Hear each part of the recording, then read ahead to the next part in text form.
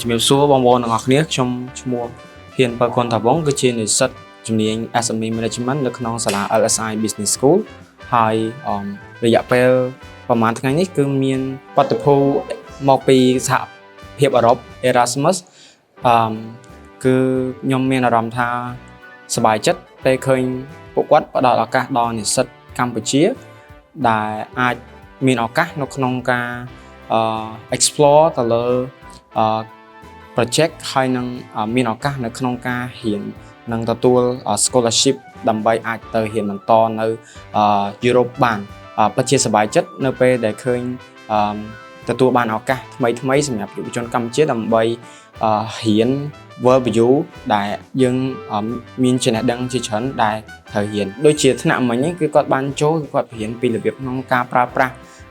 បញ្ញាសិប្បនិម្មិត AI ហ្នឹងហើយរបៀបទៅសេ prompt ធ្វើម៉េចឲ្យវាចេញមកកាត់ខ្លីៗហើយសួរទៅចំចំណុច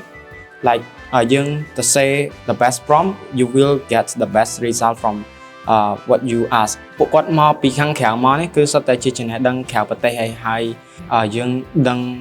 ចំណេះដឹងពីខាងក្រៅមកច្រើនអញ្ចឹងទៅយើងកាន់តែមានទទួលបានអីថ្មីៗចេញពីសាលា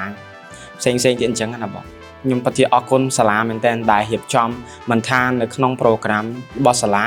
ហើយនឹងគាត់ខាងសាលាបានធ្វើតំណែងជាមួយនឹង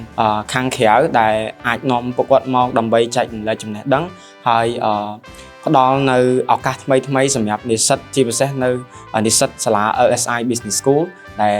អាចមានឱកាសនៅក្នុងការដាក់ scholarship រៀនទៅអឺរ៉ុប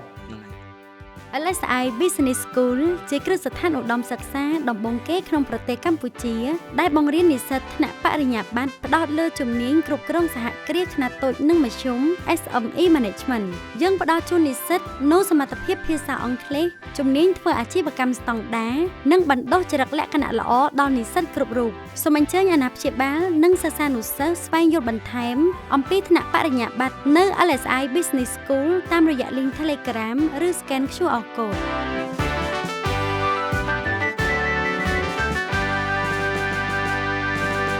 LSI Business School, where leaders learn.